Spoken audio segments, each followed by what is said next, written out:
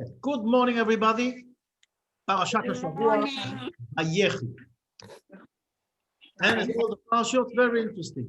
I want to look today about one of the interesting blessings that Yaakov Avinu is given. And again, we see something that is really doesn't look so good if we think about it. We see Yaakov Avinu again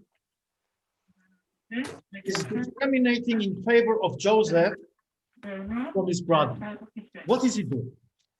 We see that he's calling Joseph, and then Joseph comes with his two sons, and I don't want my picture there. And Yaakov is saying, I don't want my picture.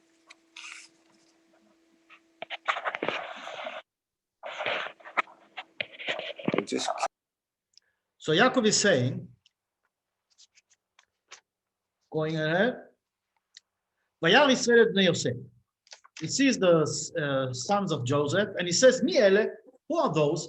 And this is already very interesting. Why? Because right before he's telling him, Ve'ata shnei banecha, and now the two sons that were born to you here in Egypt, Eretz Mitzrayim, ad bo yeh lecha Mitzrayim aliyem, they are mine, Ephraim and Menashe, they are going to be a part of the tribes, which is also very interesting.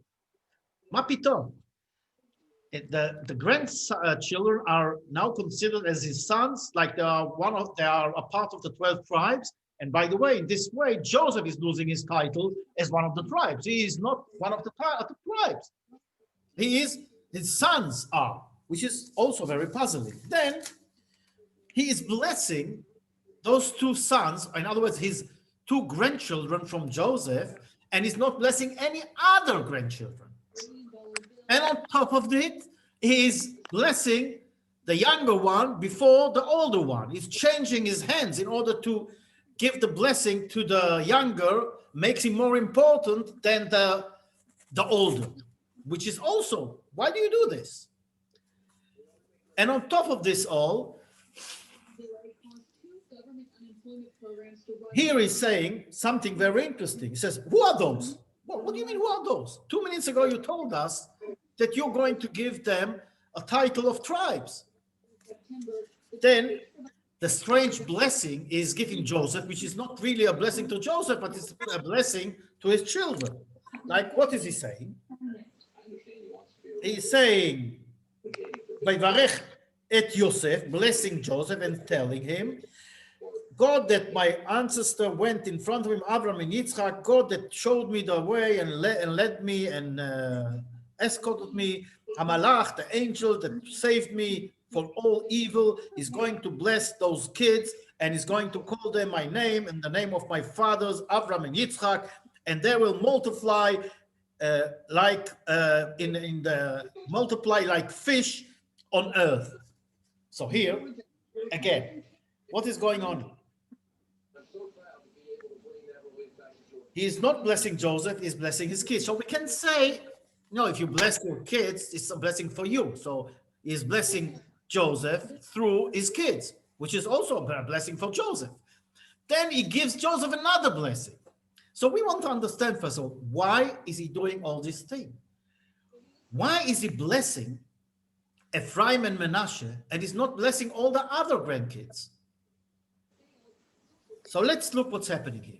This blessing is also very strange. Normally, when we look at the blessing will be, you will be like the stars in the sky. You will be like the sand on the earth.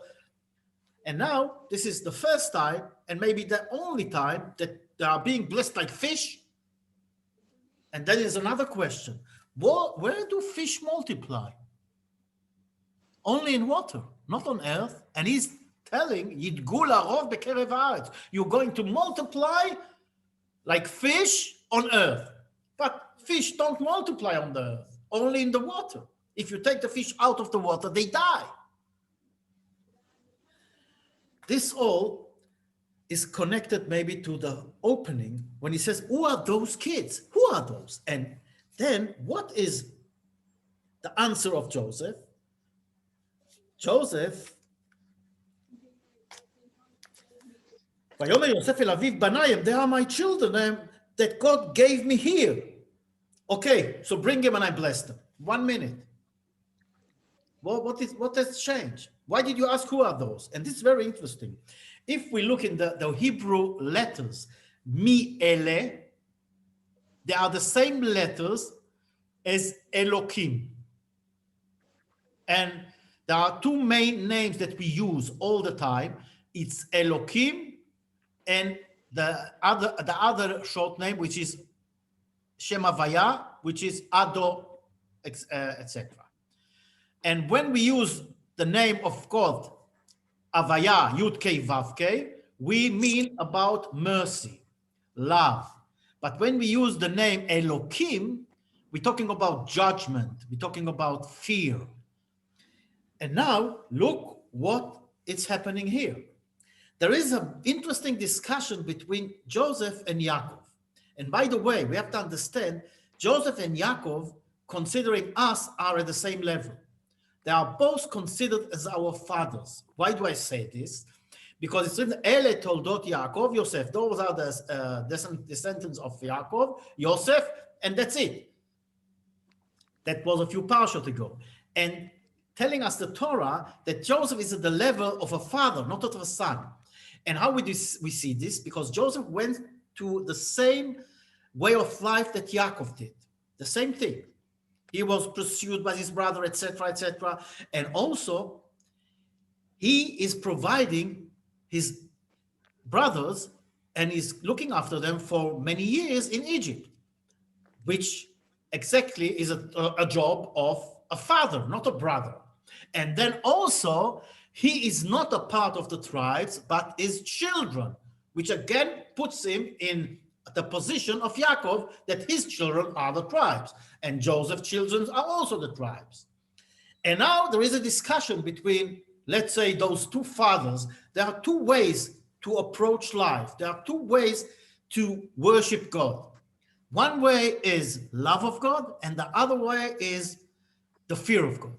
And again, when we're talking about fear of God, as we always say, it's not exactly fear from the point of view, I'm afraid that God is going to do something to me. No, it's a fear that is about, chas v'sholom, God will not want to know anything about me. In other words, if you love somebody, and this guy is very good to you, so you want to keep your relationship at the best way. And if you do something that is going to hurt that relationship, you are going to be fear. You have a fear that what you do is going to interfere in your connection with the one you love. And this is the fear we're talking about. Knowing God and learning about God. And the more we learn and understand who God is and how good He is to us, we understand and we fear of the disconnection between us. We want to have a better connection with God, and that's what we should do. Now, what is first? First, do I love and then I fear, or first I fear and then I love? So if we look on Avram and Yitzchak and Yaakov, we see Avram is love and Yitzchak is fear. So what was the first thing? Love. The second thing, fear. Now Yaakov is both. He is love and fear. And what is Joseph? He is also both. But here there is a discussion, how should we act when we are in a place that they are not, let's say there's a corrupt place. Joseph lives in Egypt. His two children are growing up in Egypt with the impurity, with the let's say, evil place, with running after satisfaction, immediate satisfaction and lust and desire, all the flesh enjoyment of life. And in a place like this, you have to fight to keep your belief, to keep your good way and not to be influenced from the bad way. So Yosef is saying, what is Yaakov saying? Mi ele. Who are those? Or in other words, mi ele are the letters of the name Elohim. And he says, why do you think that the more important thing about worshiping God is fear? And what is the answer of Joseph? Those are my children that God, Elohim, from the point of gave me here. I'm not living in Eretz Israel. I'm not living in Canaan with all the family. I'm living in a corrupt place. And in order to keep me and my children in the right way, I have to first of all make sure that I worship God from the point of view of fearing God. And this way I can, let's say, protect my way of life. And really in life, sometimes when you live in a place that you are surrounded with bad people, sometimes you have to shut down and fear from what's happening around you and stay at home. And then you can do the good stuff. So the older son is Menashe. Menashe is on the name Nashani Mikol Amali. Menashe is on the name I came here to Egypt and I have to keep my way. Ephraim is Perot. Ifrani Mikol Amali. Ephraim is like a result of fighting against the environment and being successful, and now you have the good fruits. Ephraim. Now, Menashe, so when Yosef brings Ephraim and Menashe, he is putting them, his right hand and his left hand in front. If now we stand in front, confronting each other. So if I put my right hand, it's going to be your left hand. My left hand is going to be your right hand. So he takes the oldest on the left hand and the youngest at the right hand. And this way, when Yaakov is going to bless them, he's going to put his hands. So his right hand is going to be on the oldest Menashe, which Joseph keeps it on the left hand. So left is right and right is left. Okay? What is Yaakov doing? He's doing like this. He's changing his hand, crossing his hands, and he's putting the hand. So Joseph thinks that maybe because his father is old and doesn't see so good, so he thinks that maybe he brought Ephraim and Menashe in the right way, like he put Menashe on the right hand as the oldest and the younger at the left hand as the younger. So he is crossing his hands. So he says, no, father. And he takes his hand and he wants to change. No, you have to put your right hand here and left hand. But what is Yaakov answering? Yadati bnei yad, I know. And this is also a very interesting point. What do you know? He says, Joseph comes, he's got this discussion. What is first, fear or love? And what is Yaakov saying? Love is before fear. First of all, you have to bring the love and then the fear. Now, what is the difference? The difference is very simple. Yaakov is the Torah. Yaakov is Kiten Emet Yaakov. Yaakov is the symbol of the pillar of Torah. And he says to Joseph, yes, you maybe, because you were alone in Egypt. So till now, maybe you're right. You had to work, first of all, from the point of view of fear and then love.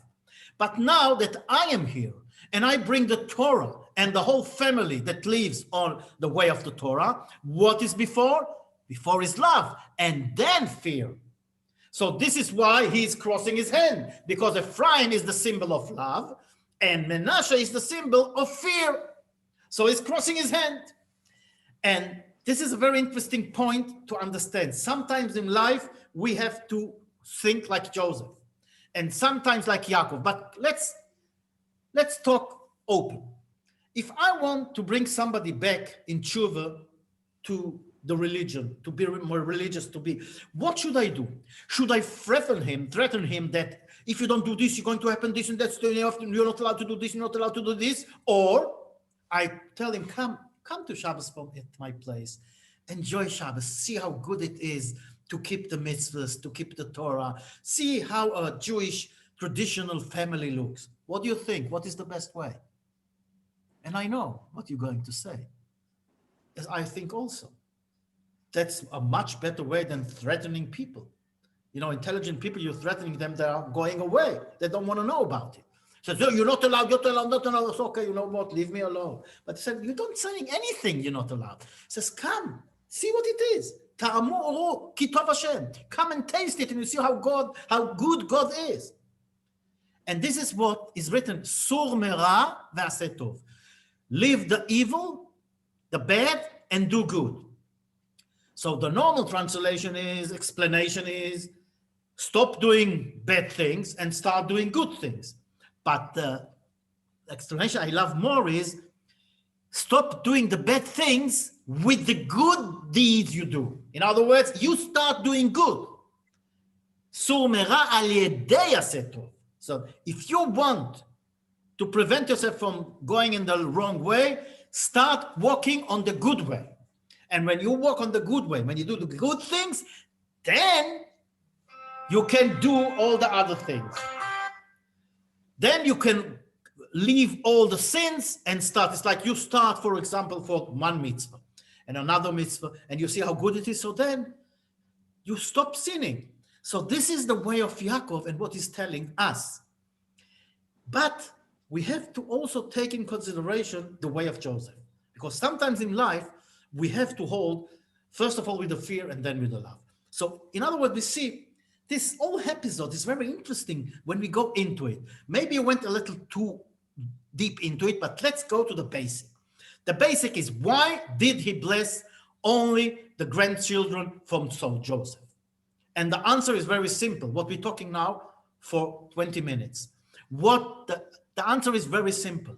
All the other kids were growing with Yaakov Avinu in a good environment, in a holy environment. But those two kids, they were growing in the diaspora. They were going in the impurity, in a place that is full of corruption and full of sins. And as this, they need special blessing in order to keep them on the right way. And this blessing all the others don't need. And this is why that when we bless our children on Erev Shabbos, what Bechai Yevarech Israel says our parsha, with your children, that's Amalach HaGoel Oti Mikol Ra Yevarech Tanarim Haem V'Yikare Ba'im Shvi. How do we bless? We bless Ke'Ephraim U'Chimnashe, Yesimcha Elokim Ke'Ephraim U'Chimnashe. Why? Why do we bless our children on Erev Shabbat with the blessing of Ephraim and Menashe and not Avram, Yitzchak, and Yaakov, or all the others? Because Ephraim and Menashe are the symbol of growing up in a place, in a bad environment, and keeping their good way.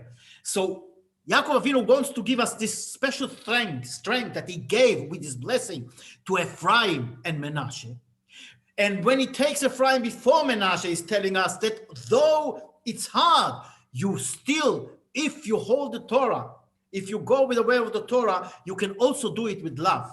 And then from this love, the fear of God is also going to come. Again, I'm saying, it's a very complicated way to understand exactly what we're talking about, because in certain fields, we have to put the fear before the love. That's why Yirat Hashem, the fear of God, is the first thing, then the love. But if we understand that the fear of God comes from love, this is, if you understand, it's very interesting. It goes both ways. In other words, we have to learn more, understand who God is and what he gives us. And when we hear this beautiful blessing, we also understand why is he blessing them, that you will multiply like fish on earth. Because fish on earth cannot exist and definitely not multiply. But that's exactly the special blessing. What Yaakov Avinu is telling us is, you are going to be blessed more than the fish, more than anything. Even if you're going to be out of the water, out of your place, out of your land, out of your country, no connection to the life of the Torah, you will still multiply.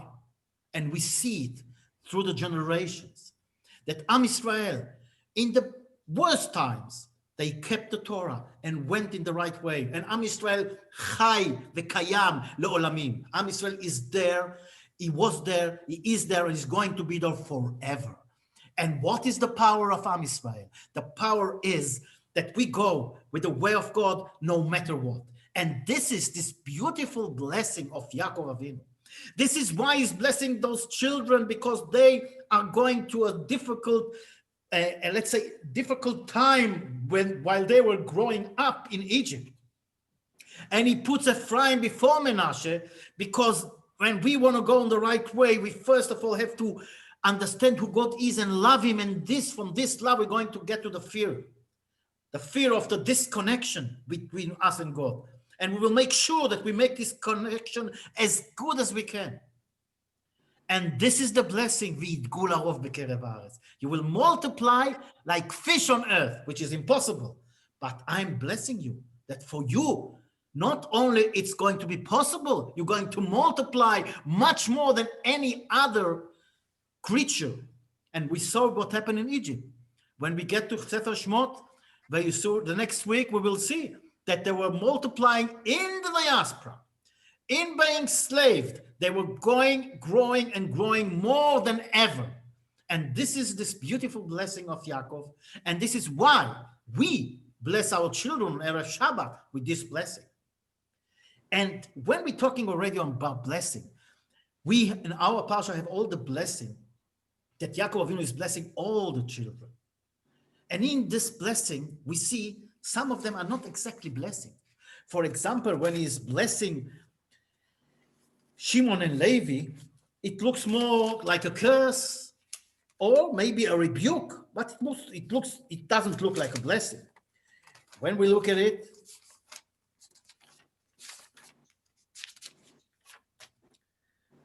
Shimon veLevi achim, you are brothers. Klei Hamas mechorotem, you were evil. I don't want to know. I don't want to go in the secrets. I don't want to be with them together.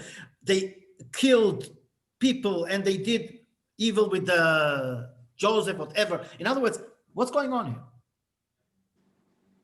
Shimon and Levi, their thing is, how do you call it? Zeal. They have this zeal inside them, and we see it. What's happening later on? And this is a big lesson for us to understand. Why is this a blessing? Because at the end of it is written that it is a blessing. Why it is a blessing? Because the best blessing we can get is to know what is our power, what are our talents, what are exactly our way, the thing that we have to work on. And this is what Yaakov is telling his children. Each one of them, you have this power, you have that power. And when we understand what is our virtues and what is our ability and what we can do and what is the best way to do it, then we can know how to go in life in the best way. And we see another interesting thing. Everything that God gives us is good. The point is, what do we do with it? When we can, for example, we see zeal. You can be hasty. You can be, it depends what you do with it. And we see that Shevet Levi, they become let's say the holy tribe. They are the Leviim, they are the Kohanim, they are the priests. From the other words, Shimon, we had some problems with them. In other words, there is nothing bad coming from God. It's the way we use it. And this is exactly the point that we have to look, how to use what we get from God in the best way. Rabbi Yaakov Galinsky tells a story about the Saba Mislabotke. He says one day he was going in the market and he sees this lady, this woman, is selling apples. And some clown came and was shocking the stand that she was standing, and all the apples fall down. And she was trying to pick them up, and he's helping her. And she's cursing and talking in such bad language and angry. And suddenly a customer comes, I need a few apples. And suddenly she changed. With all these angles, I said, yes, what can I help you? How many apples do you want? And the Saba Mislabotko looks and says, look at this. A minute ago, she was all fire, cursing and talking such really nasty. And suddenly, so sweet, so nice. Why? Because she needs the parnosa. This is her parnosa. And she knows if she's going to shout at the customer, he's not going to buy. It's like we sometimes have we row or whatever at home, and suddenly a very important guy comes to visit us. Suddenly, puchi muchi, everybody is nice. What happened? What has changed? In other words, it's all a state of mind. If a woman, this lady that was selling apple, can change her mood in 1 minute, in 1 second, from shouting to be calm and talk nicely, from cursing to talk nice language, so can we, so can everybody. Take the talent, take what you've got and use it for the best. When I look at what's happening now, that Baruch Hashem, we achieved this vaccine in order to cure the whole world. Look what the world did They were running and trying and had a competition. Who is going to save the world? But look, what is this lesson for us?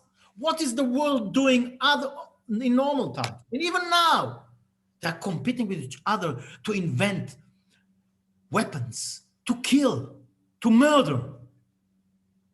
People are thinking only about themselves, getting richer and richer, having more joys in life, and only for themselves. It doesn't matter who they step on. Is this not a big lesson for us? If the world will do what they're doing now, concentrating of competition to do good, not evil, how would the world look?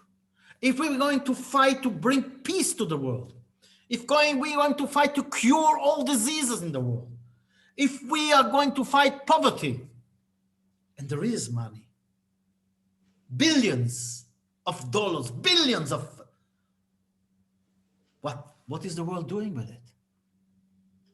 I think that one of the lessons from this coronavirus is what the blessing of Yaakov is saying to us. Each one of the sons got a different blessing. Each one of the, let's say, of the people on earth got a different talent, different, let's say, quality. And what God wants us, as he's telling here to the children of Yaakov, he's telling his children, and this is our job, to spread this to the whole world. But first of all, he said to start with us. We have to start to love each other and to use our talent. It's like a puzzle. Each one of us is a part of the puzzle. And it doesn't matter what is your job. You are a part of the puzzle. And the puzzle is not going to be full if you don't do your place and put yourself in the puzzle, not outside the puzzle. And he is telling us, 1 minute.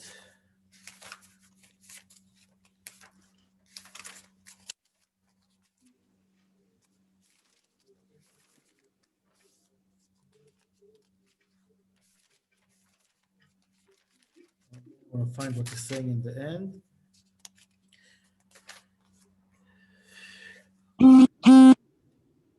And this, where is it?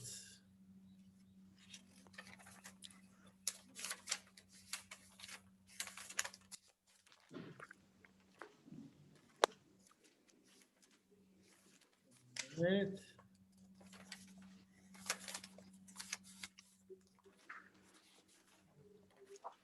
I don't find it.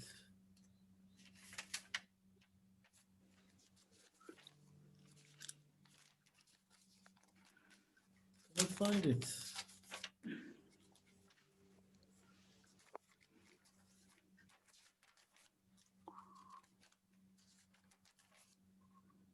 וזאת אשר דיבר להם אביהם. This is what their father talked to them and blessed them. Each one with his blessing, he blessed them.